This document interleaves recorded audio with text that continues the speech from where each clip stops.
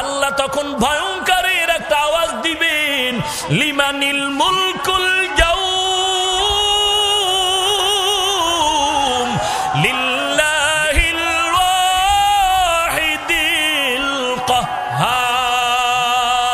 আল্লাহর কুদরতের আওয়াজ এত ভয়ঙ্কর, এত ভয়ঙ্কর, হাসরের ময়দানটা থর থর থর থর করে কাঁপতে থাকবে।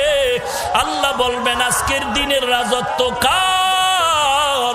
কেউ জবাব দিতে সাহস পাবে না। আল্লাহ পাকের ভয়ঙ্কর আওয়াজে হাসরের ময়দানটা কাঁপতে থাকবে। সাহাবায়ে কেরাম সহ নবীরা, বেঈমানেরা বেহুশ হয়ে যাবে। জবাব দেওয়ার কোনো উপায় নাই।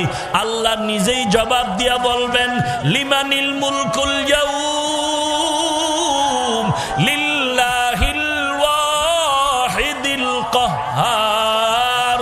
আজকের দিনের রাজত্ব মহারাগে রাগান্বিত আল্লাহর। আল্লাহ পাকে আওয়াজ দিবেন, সবাই বেহুশ হয়ে যাবে। আল্লাহ পাক হুশে আসার পরে হুশে আনবেন, সূর্যটা নিচে নেমে আসবে। মায়ার নবী চোখের পানি ছেড়ে জাহান্নামের বিবরণ দিয়া বলেন,